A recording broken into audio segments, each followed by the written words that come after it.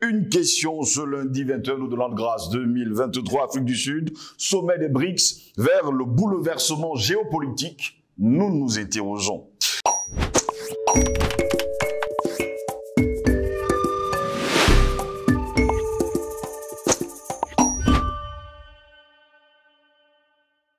Madame, Messieurs, bonjour, très heureux de vous retrouver sur Panafricaniste TV. Bienvenue à toutes et à tous à cette édition de Parole panafricaniste.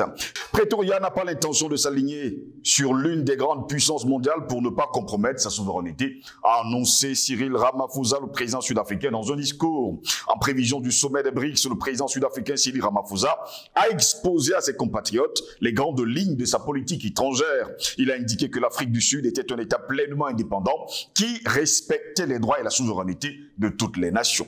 Notre pays est engagé dans une politique de non-alignement. Nous avons résisté à la pression visant à nous aligner sur l'une des puissances mondiales ou sur des blocs influents de nations, a-t-il déclaré.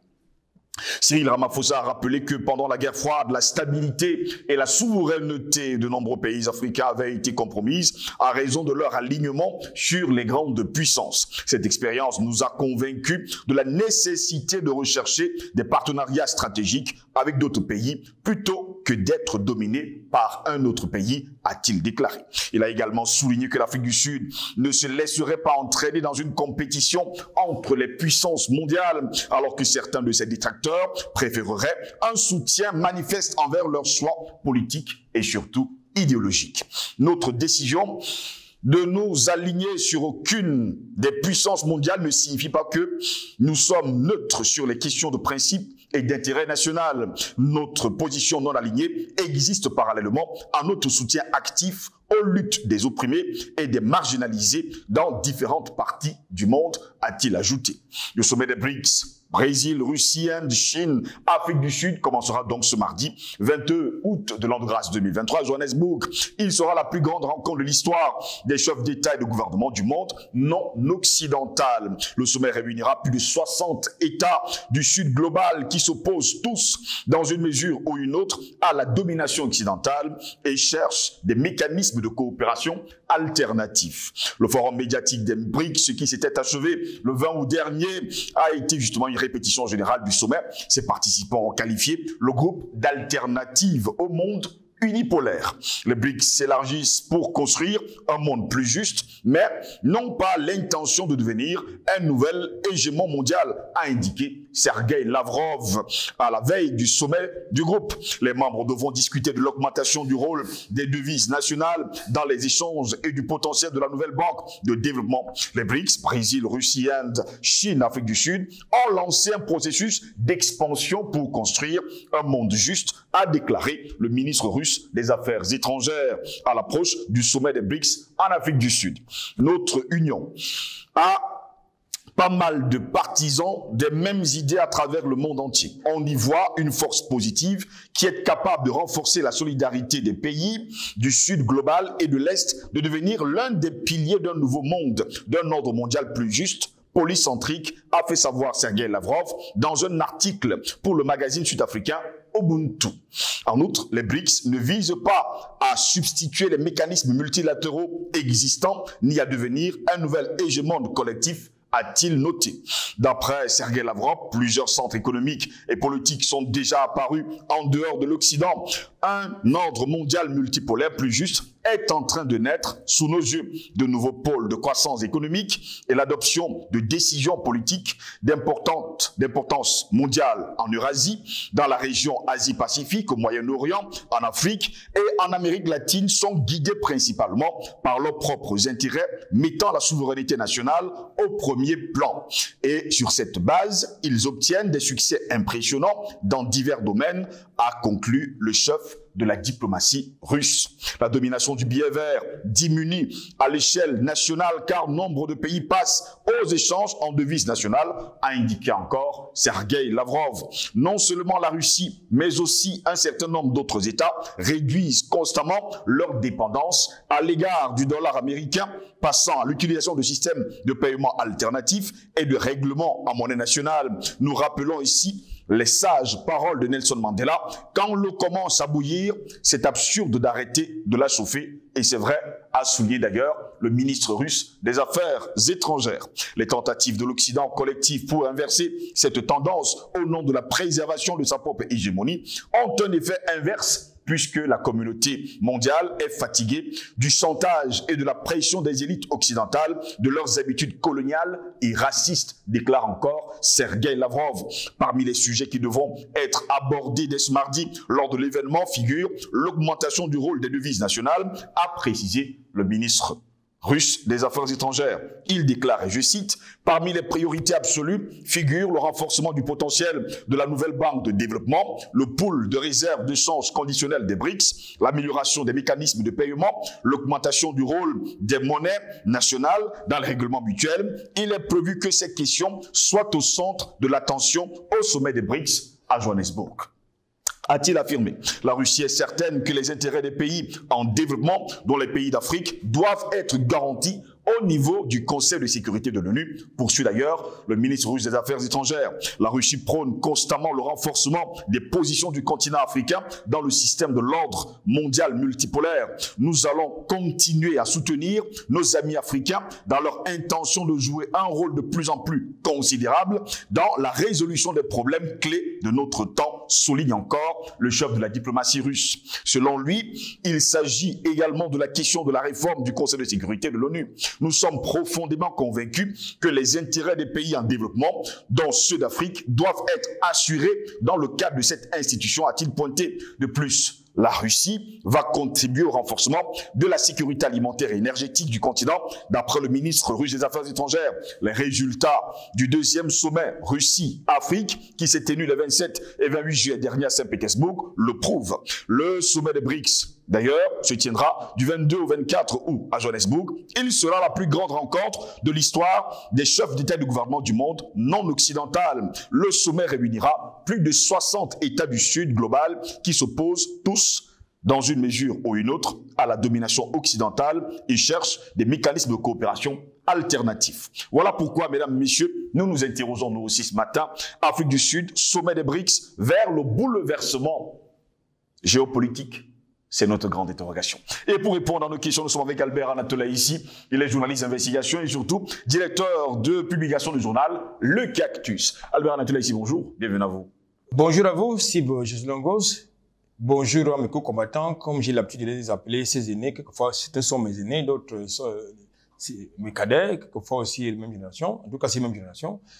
Je dis bonjour au management de Panafricaniste TV, bonjour à l'Afrique. Spécialement ce matin, j'adresse un bonjour spécial au peuple nigérien qui, dimanche dernier, a soutenu, s'est engagé dans une manifestation de soutien, n'est-ce pas, aux révolutionnaires de Niamey. Je parle des généraux et des colonels qui ont déchu, n'est-ce pas, le vassal qui s'appelle le Bazoum.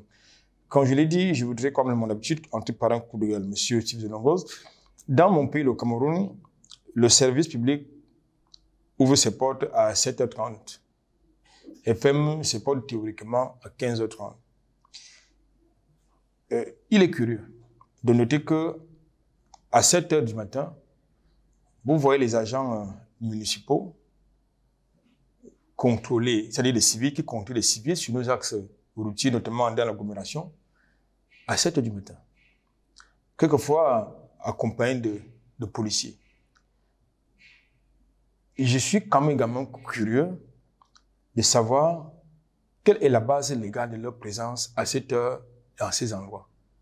Parce que le gouverneur de la région du littoral m'a fait savoir notre rédaction que il a été formellement interdit aux agents de la police municipale de s'exercer dans cette activité de racket des usagers.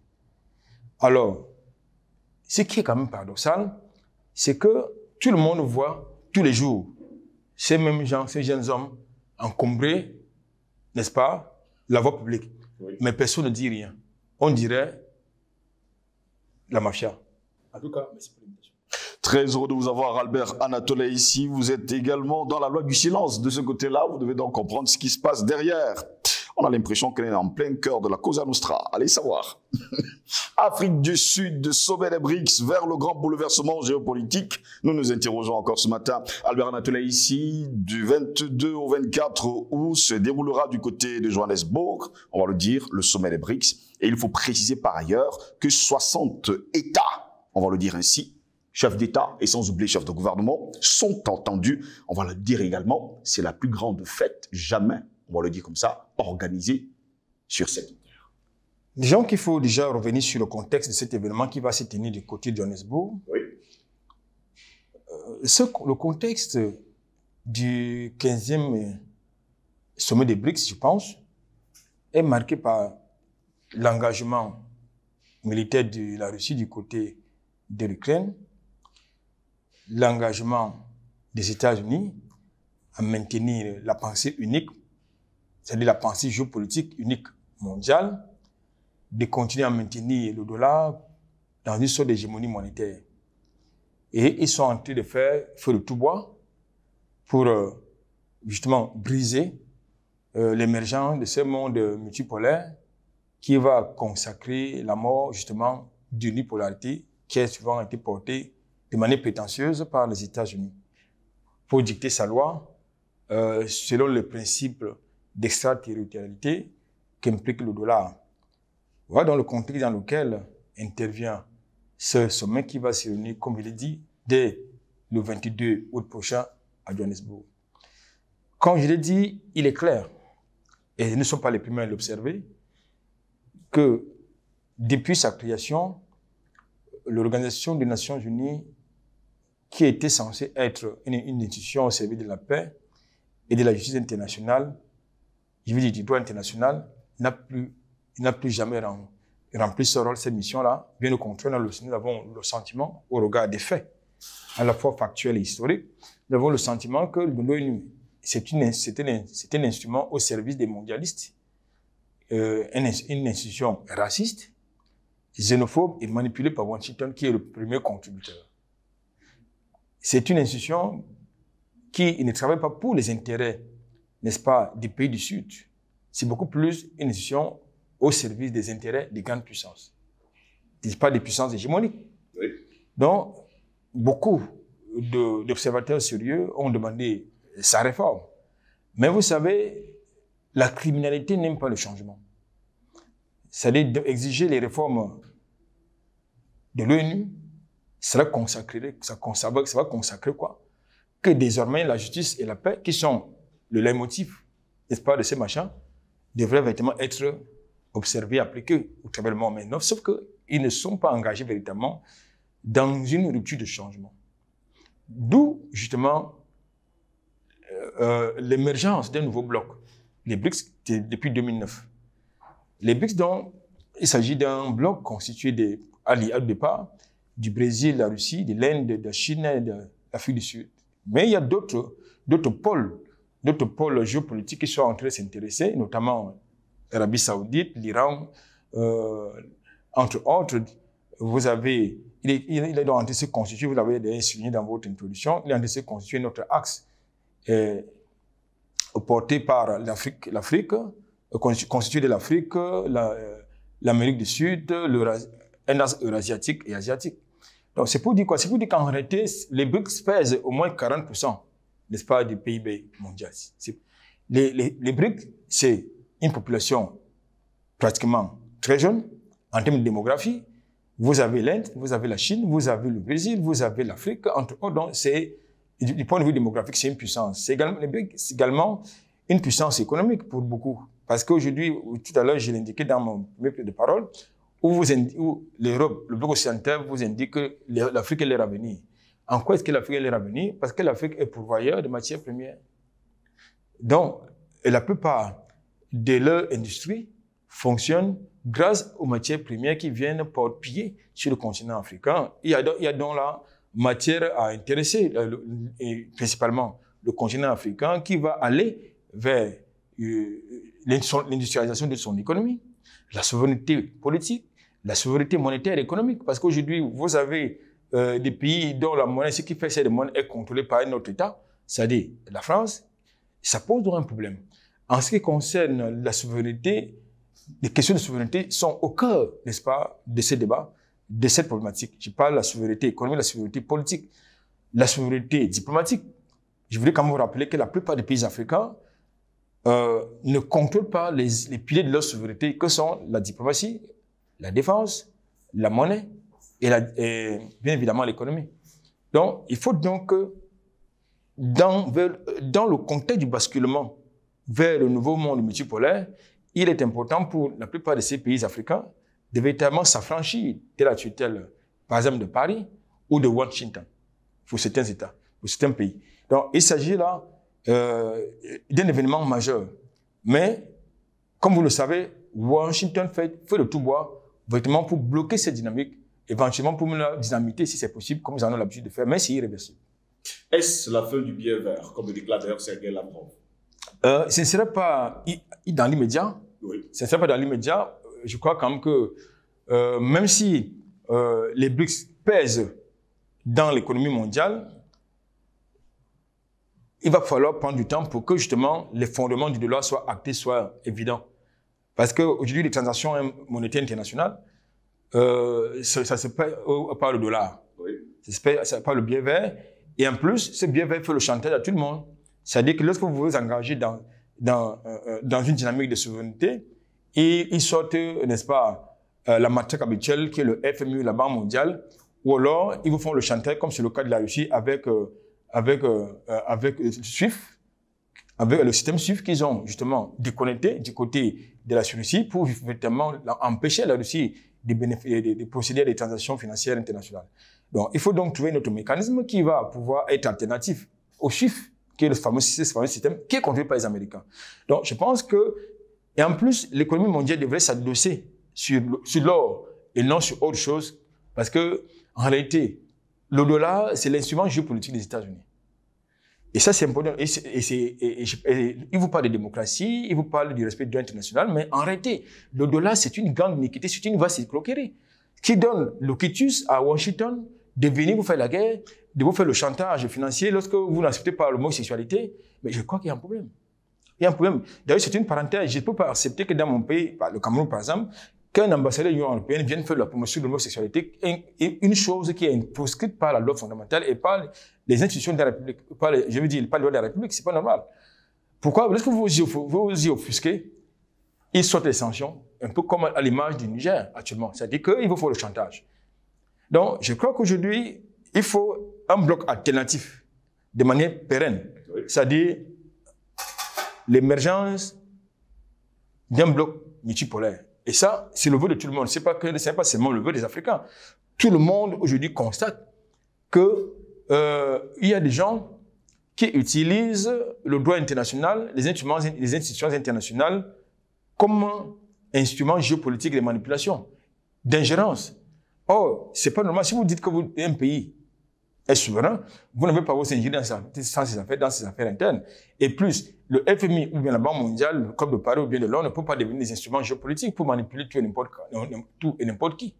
Donc, je crois qu'aujourd'hui, nous devons pouvoir véritablement observer ce qui se passe du côté des BRICS, du point de vue de notre souveraineté économique, monétaire, du point de vue de notre souveraineté politique, du point de vue justement de notre souveraineté diplomatique et surtout militaire. Parce qu'aujourd'hui, la plupart des gens pensent que non, il faut se mettre sur le parapluie de Washington ou de Paris lorsque vous avez une bisbille avec votre voisin du point de vue militaire. Non.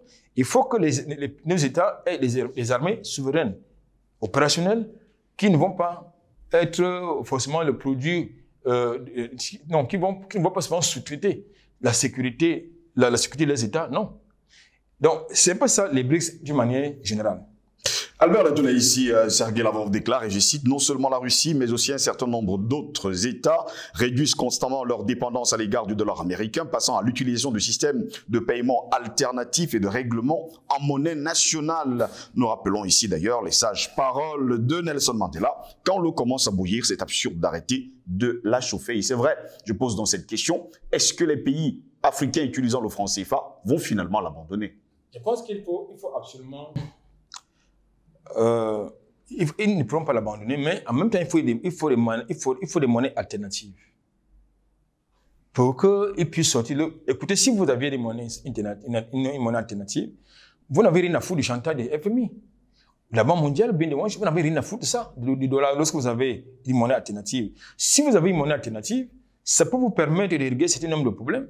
Un peu, je vais rappeler notre parenthèse. Aujourd'hui, vous avez la SCA qui est sous embargo des armes, imposée par Paris. Oui. Mais avec une monnaie alternative, vous contournez ce système, n'est-ce pas, d'hégémonie du dollar.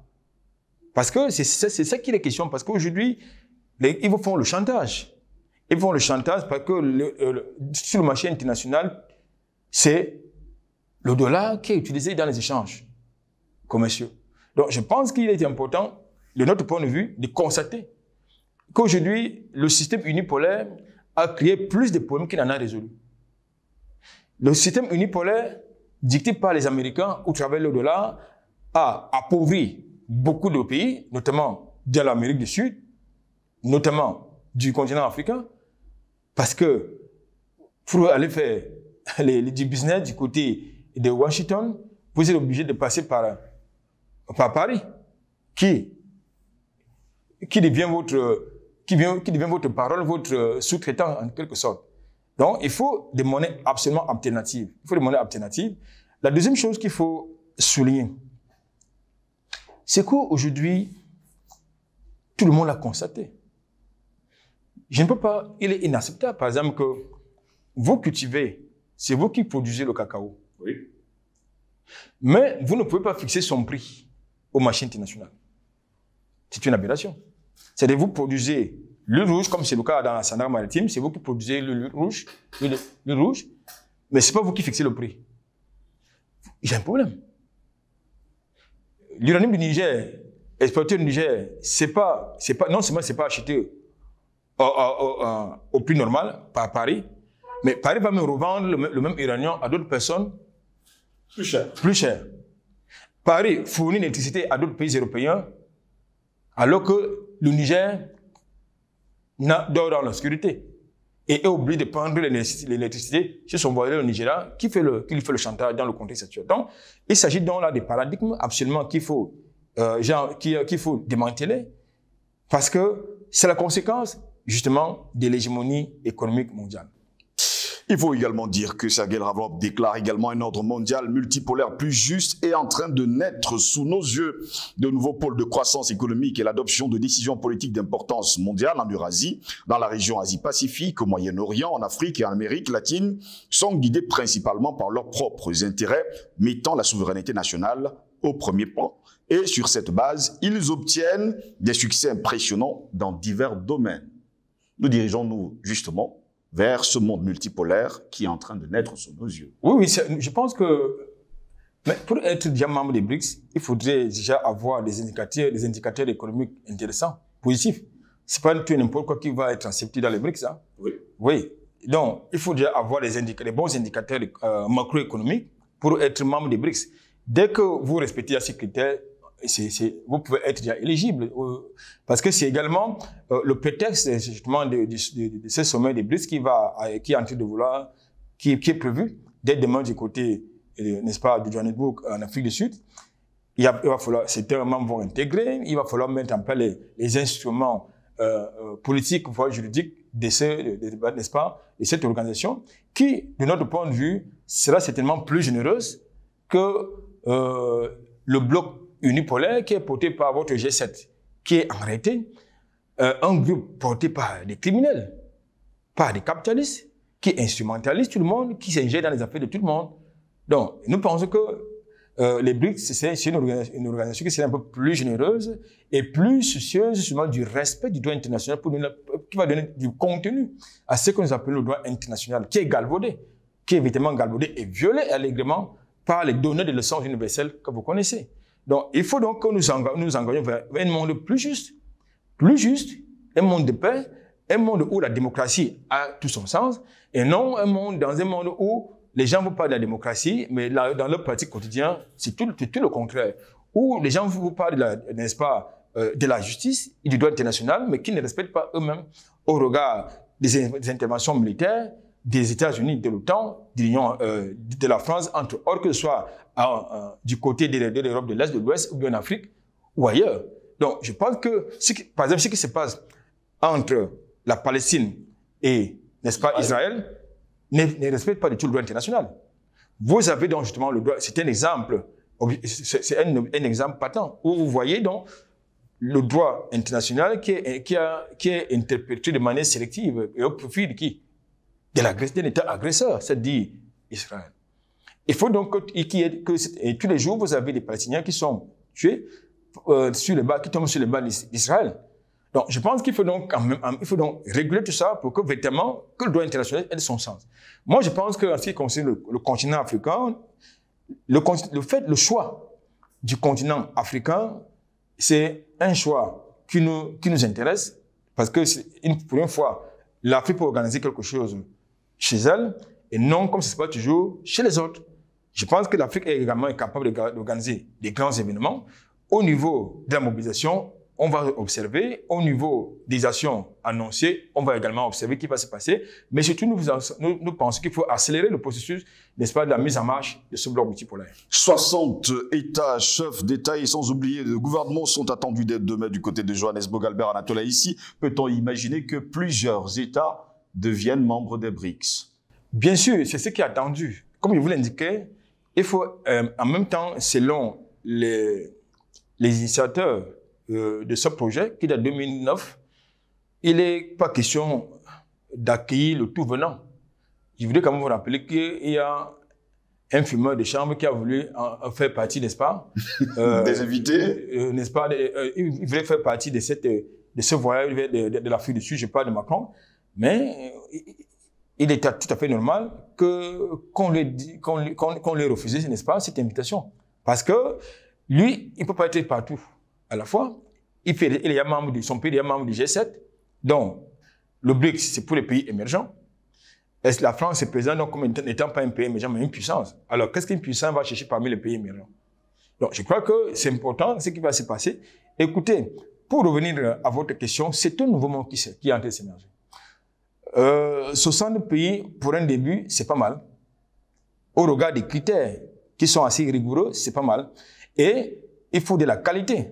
Et puis, la priorité dans cette organisation, c'est d'abord des pays qui sont véritablement en difficulté, économiquement parlant, qui ont des difficultés financières. Oui. Et nous saluons ici, par exemple, les projets qui vont être financés en République centrafricaine par des BRICS.